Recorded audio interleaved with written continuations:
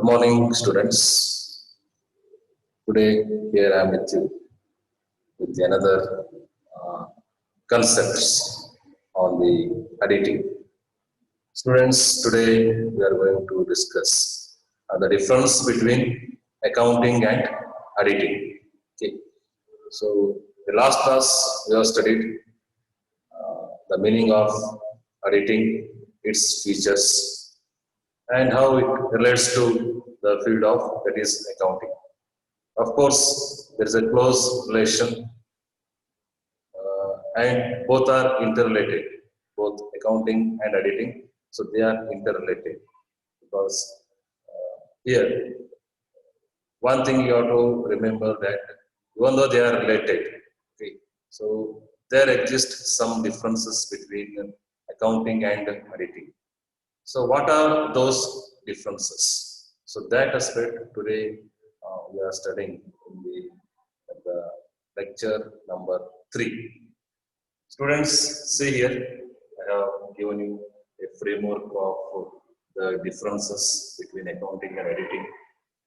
So here in one column, I have given you the base of difference. So whenever we are making, say, differences, okay, identifying the differences, so there needs a certain basis. So on that basis only, differences can be made.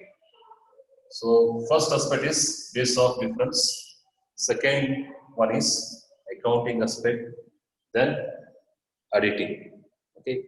So let's see the first base of difference. That is from the meaning point of view. So from the meaning point of view, so editing is concerned. Editing is concerned with the recording of all the day-to-day transactions in the books of accounts, leading to preparation of the final statements. So accounting aspect here, it deals with the recording of all the day-to-day transactions, in the books of account. So when you make the entry, okay, there is first with the journal entries. Okay. So later on, step by step, okay, it goes for the accounts. Then finally, it leads for the preparation of the final statement. So that is trading and profit and loss account and balance sheet. Okay. So accounting aspect here, it deals with the recording. So see here the recording. But editing is concerned with the critical examination of transactions recorded in the books of account. So what business transactions it is recorded in the books of account, its examination, its critical examination. So that is there in the editing. So finally we can come to the conclusion that accounting, it deals with the or it relates with the recording, and editing, it deals with the examination, critical examination. Okay. Second one is objective. With what objective? So here, say the aspect of it is editing and accounting is conducted. Okay. Because for the performance of any say work is concerned, there must be certain objectives. So see here in the accounting aspect here we are observing. So to ascertain that is the trading results. So each and every business organization, okay, so they are interested, in ascertaining the trading result, whether their business organization is making profit or not. Okay. So with that objective, so they give the importance for the accounting aspect. So by maintaining the books of account, it becomes very easy. To ascertain the trading result. One thing is through the trading and profit and loss account. So financial result, that is profit or loss, can be ascertained. then the financial position through the balance sheet. Okay, so the object is presented with the trading result. But the objective of auditing is to certify correctness of financial statement. So whether the recorded transactions are correct or not. So certifying that aspect. So that is done in the, say, auditing. So auditing deals with the certification of the correctness of the financial statements that is prepared. Third one is commencement. Okay, so when accounting starts and when auditing starts. Okay, so that is the point you are going to study in this difference.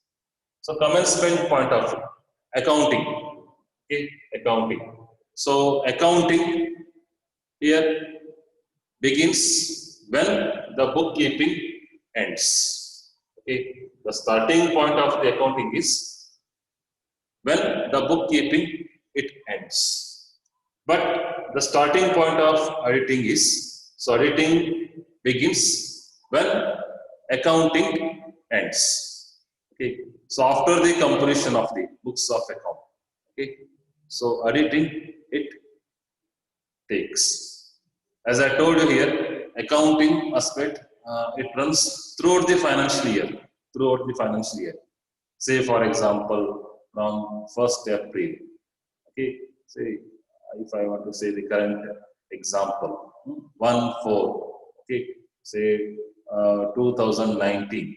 Okay, that may be the starting year of the accounting. Then ending 31st March 2020. Okay, so this is the financial year. This is the financial year for recording the accounting year, and within this year only all the accounting aspect is recorded. So auditing after the closure of the financial year and after the closure of the what you say the accounting aspect.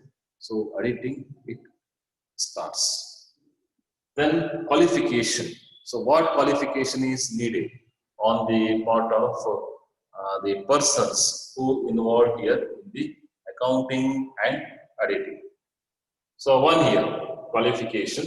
So from the accounting point of view, okay, an accountant needs no formal qualification. So to an accountant, qualification is not prescribed.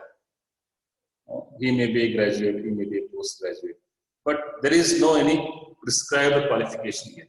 Okay, so even he may be a graduate. Okay, so that is admissible.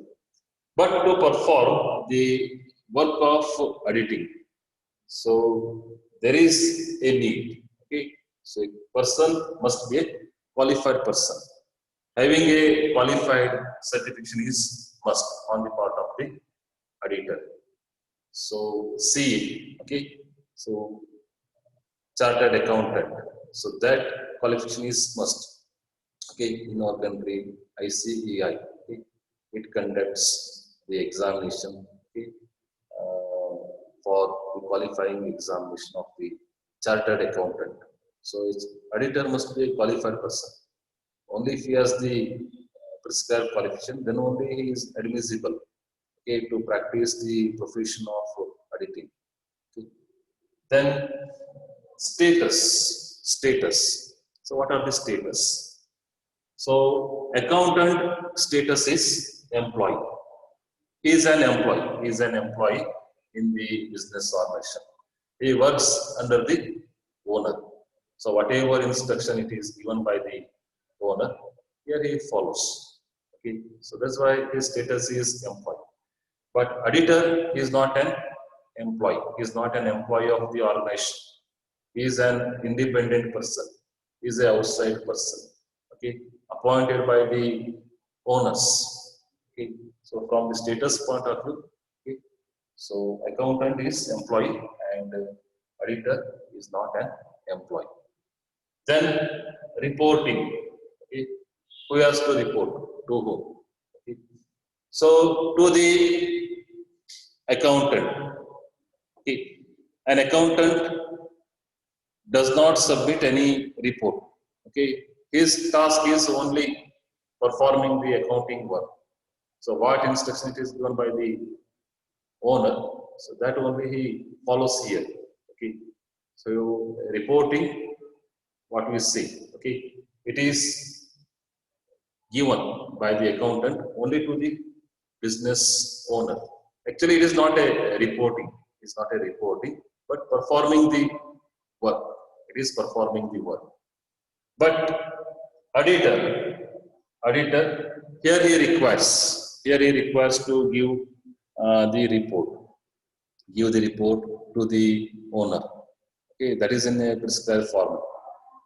So that aspect you are going to study in the annual report. In the annual report, the auditor gives his opinion after the completion of the auditing work in the audit report. So whatever his findings, whatever his opinions about the financial statement, he gives in a prescribed report. So for which say certain procedures, formalities are there. So that aspect you are going to study in the last chapter of the audit report. But one thing you remember here that to the accountant here, there is no here any formal reporting system. Only performing the work, day-to-day transactions. Okay.